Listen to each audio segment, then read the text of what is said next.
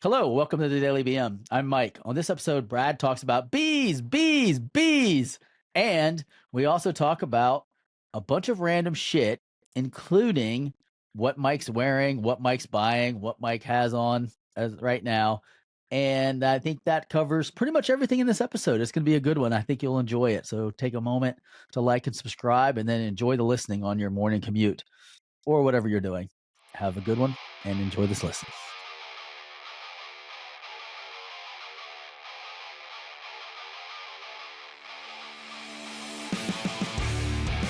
Good morning, fuckers, and welcome to another day at the Daily BM. Bees, bees, bees everywhere. They're ripping my flesh off. Oh, Mikey, what's going on? That was a bit dramatic. I thought you stroked out there at the beginning. You like had this dramatic pause. I was like, what the hell just happened? I'm waiting.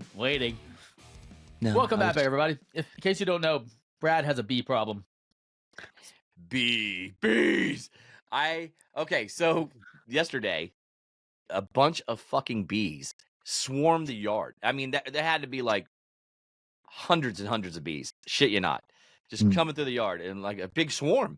And then they stuck onto a tree branch, you know what I mean, and just started forming this hive.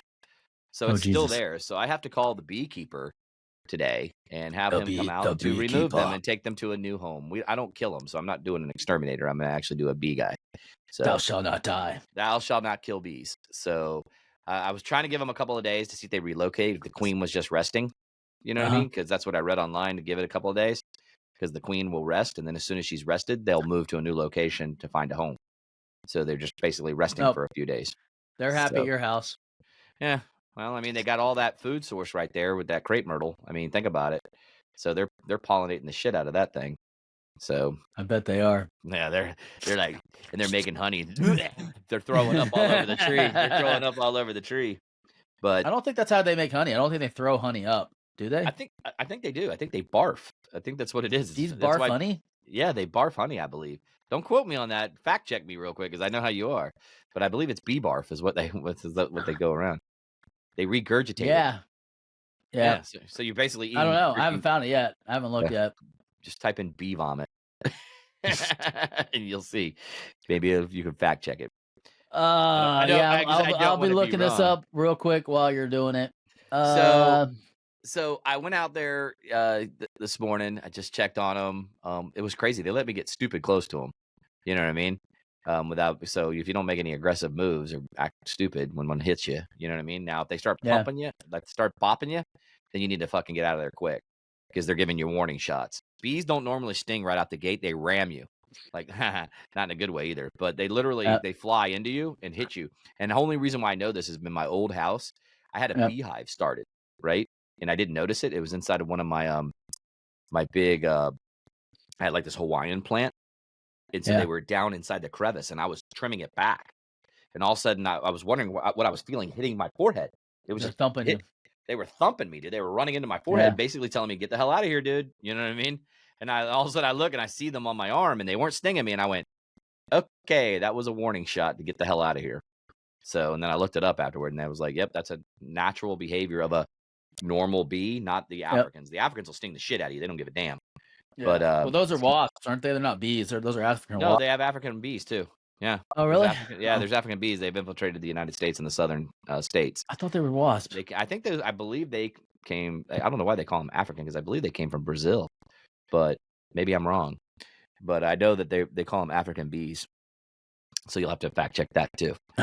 But anyway. So the way the bees make money is they hold it in their stomach, and then the one regurgitates it like you.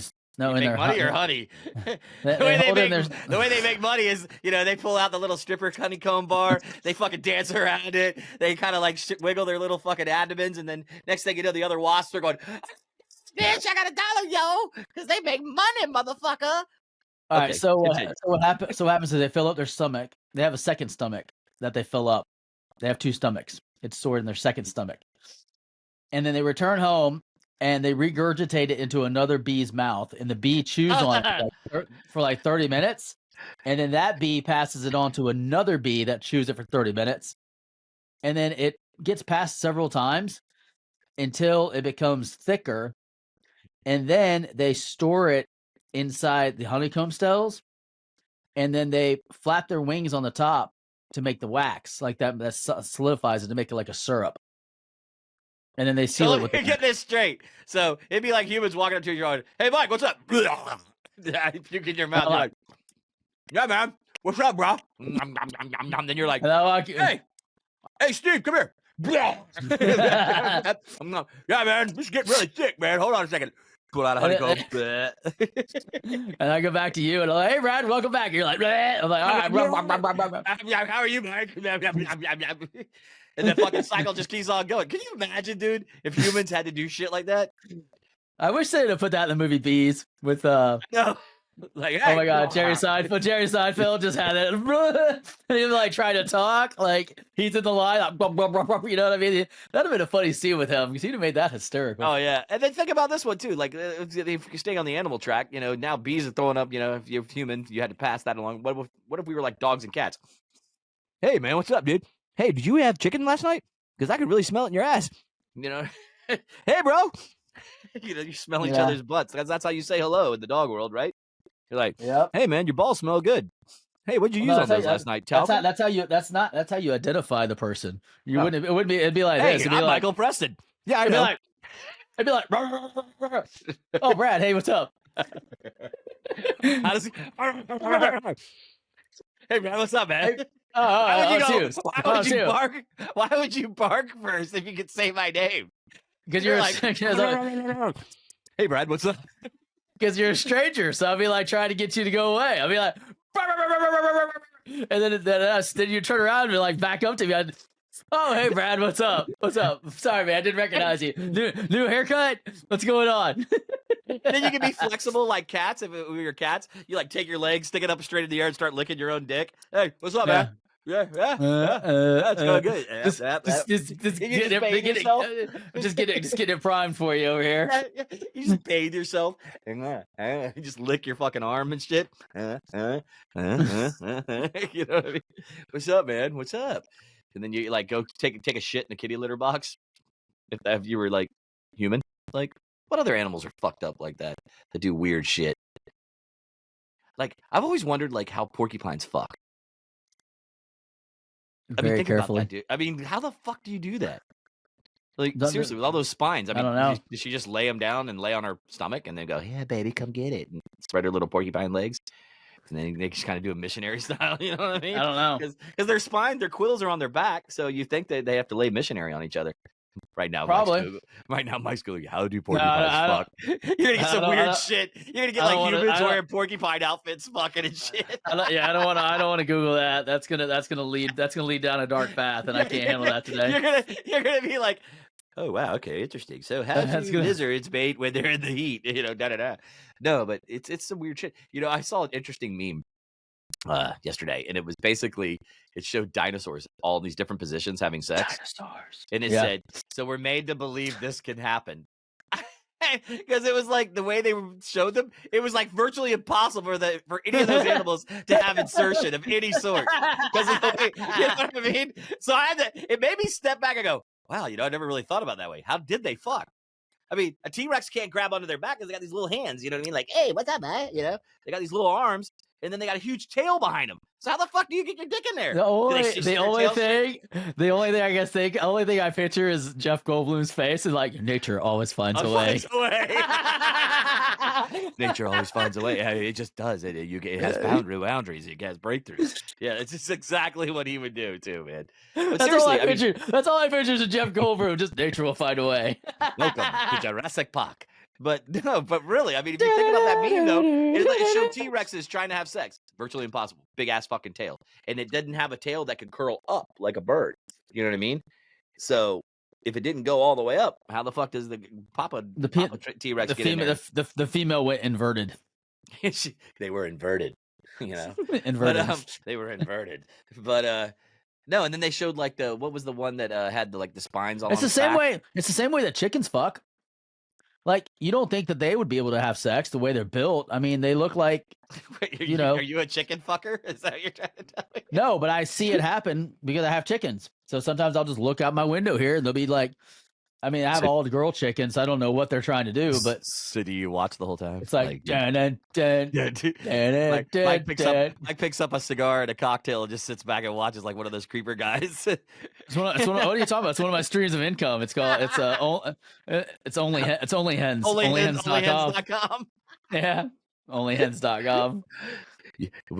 I'm head of the hen house instead of the whorehouse, the hen house. On this episode of Chicken Fuckers. Chicken fuckers. Hey, Billy Bob, you gonna go out there and fuck that chicken? Yep, that sure is, Jimmy. Dirty red cocks going after little Petunia. She doesn't know what she's in for. Oh It's god. gonna be a wild ride for 5 seconds. They didn't realize for the half of the show we were going to talk about this shit for Man Cave Monday. But yeah, you know, fuck it, we're talking about man shit. Because every man has sad, you know, it goes back to another meme where it shows the guy laying in bed and she's like, the wife's got her back to him and she's going, I wonder if he's cheating on me, you know, da da da. And then, or I know what he's thinking about his other woman. And then he's over there going, I wonder how chickens fuck. You know what I mean? Yeah, That's pretty the much. kind of stupid shit we do as men. We think of the dumbest shit. If women knew what the hell we do when we go out groups, they would have no worries about us cheating on them because we do the dumbest shit as men. I mean, even when you're out golfing, you know, you talk about dumb shit. You might have the occasional girl where you go, man, she's hot, dude, like a golf cart girl or whatever. Where you're like, man, she's kind of hot, dude. Yeah, of course. But then nobody And has then the nerve to talk her up. then it's back to, hey, I wonder what this golf ball would feel like hitting you in the nuts. Whack! And then you're like, friends going, you motherfucker. You know what I mean? We do dumb shit. So, Yeah. anyway. Yeah, or they'd be like, go talk to her. And as you're walking up, somebody beams you with a fucking golf ball right in the nuts. You're like, oh, they all laughing and pointing. They're like, we got you, dumbass. Squirt you in the face with a Or water they'd be bottle. or they'd be like, hey, Brad, how's the chlamydia treating you? Hey, just wanted to make sure you took your penicillin today. You know, just dumb shit. Make sure you push that hemorrhoid up in there. Nobody wants to see that dangling over their head. Throw you a Preparation H bottle right in front of her. Hey, man, don't forget to use these. Oh, fuck you, man, Jim. But no, so changing gears for the last part of the show. You actually have been losing a lot of weight. So you started going out because, you know, we hike once a week. So you started going out and getting some new stuff. So can you want to talk about some of the stuff you bought that you've come to find that's been really beneficial for like hiking and working out and stuff like that? Like your shorts you bought. I was waiting for you to fucking say something. Well, I got recommendations for some trekking pants. It wasn't specifically for our hiking, it was for our trip out to Utah because we were going out into like rocky country and I wanted to make sure I had like pants that wouldn't be susceptible to tears and rips. And one of the guys recommended Prana Zion Stretch 2 pants, and they were super comfortable. And while I was there, I also got one of the pairs of shorts because I was like, I live in Florida, so shorts make more sense than pants for Florida activities. Mm-hmm. And I really freaking loved them. So I bought a bunch of those because they're super comfortable. They're really lightweight. They stretch in all directions. So you don't have any issue as far as, you know, when you're squatting or stretching to like climb something or go over something. You don't have to worry about your pants snagging or ripping. They're extremely tear resistant. So you don't have to worry about them snagging or getting torn. I like them because they've only got one cargo pocket on the side, but what's cool is they have a top zipper that faces up your body, and then they also have a side zipper that when you're in a seated position, you can access that same pocket, which is really cool because, you know, if you're in a seated position or somewhere, you know, trying to get in that pocket, it's a lot, and you don't want stuff to fall out because your legs bent. You can open that top pocket, reach in, grab what you need, secure it, and then close it without having to dig in sideways, which is a really cool feature. It's also got another little pocket that zips shut and has a key lanyard on it. So you can actually attach your keys to it. So there's zero chance of them falling out or getting lost because number one, it's on the lanyard that's attached to the pants. And then number two, it's in a zippered pocket. So you don't have to worry about them falling out. So I really like those. At your advice, we went to Red Wing and I got some Red Wing hiking boots, which I really love those. They're super comfortable. and they just do a great job, and they're not real heavy. But I did find another pair of shoes that I like even better. They're the waterproof on cloud sneakers. Mhm. You saw them the other day when you were over. They're ultra lightweight and they're waterproof, and they have really good traction on them. So those are kind of my new go-to when I go out and about. I might even start wearing those hiking because again, they're all waterproof and they're not as high as the hiking boots. They don't give the ankle support, but they're like a fraction of the weight that the hiking boots are. What else did I get lately? That's what I liked about those shoes was the fact that Yeah, they were super lightweight. It was like you didn't even have a shoe on is what it looked like, yeah, and they but do based feel on the like you're body walking weight. on clouds. Like they're real comfortable, really, really comfortable. Yeah, what's the Um, what's the price range for those? one's like 170. 170 for I mean, that's good Yeah, for a pair of hiking boots or shoes. I mean, or that's really a sneakers. fair Yeah, that's a it's a fair pair of that's a fair sneakers. price. I mean, Yeah, honestly, because usually most shoes are run around that good hiking boots are around that 200, 225 range. or Easy. more. Yeah, Yeah, that's what I said, easy. Starting. I mean, if you're gonna get a good yeah. one, you're starting at about 200. Um, I mean, you with the know. sneakers, they're really only good for like I think it's up to six months or 500 miles technically. If you're doing like 6 months worth of like activity, I'm not talking about just if you wear them like once a week or if you're Right. just walking around the house. But I mean, if you're going out and actually utilizing them, it's like 6 months or 500 miles before the cushions start breaking down on them and they start deteriorating. They may still look good, but they're starting to get rigid and lose that support and stuff. From what I've been told. Um, So I'll let you know like how they work. But Yeah. that's the two things that I've gotten those. I've been getting a lot of gym equipment lately. Mhm. Resistance bands, kettlebells. I'm really, really enjoying kettlebell workouts. I think I'm gonna start incorporating those more into my gym routine. Um, I just feel like it's a full range of motion, full body movement, and there's so much stuff you can do with kettlebells that it causes you to use more of your stabilizing muscles as opposed to like, when you're using a machine or something like that, it's very rigid. Um, what else, man? What else? I think that's pretty much it. I mean, we both got some tomahawks to throw because we thought that was Yep, a lot of fun. I definitely have built my, axe throwing. I utilized it this, past week and, really got into it. I'm still having struggles finding the sweet spot of the throwing range with these particular axes. So I Uh-huh. don't know if I'm a huge fan of these ones or not Oh. because, I should be able to figure that out pretty quickly like I did when we were in Utah, and I'm really struggling finding that sweet spot of the throw and the release on them. Now, are you 'Cause watching any videos for techniques? And are you doing any like studying or is it just going out there just no, I throwing? just go based on what feels right, Just your is what I was feels? doing for me. Yeah, how it feels with my natural wanting to throw a baseball kinda feeling. Oh, So, okay. I mean, because that's how I did in Utah, but, I mean, I figured out the weight of that axe pretty quickly. So, with that one, and it did what it was supposed to do. And this one, I feel like I don't know if it's maybe the wood I have, um, if it's just too hard and it's not soft enough yet, Oh, for uh, the axes to stick for in. the axe to get in. And so, like, I noticed, like, the ones that we threw on were, like, painted.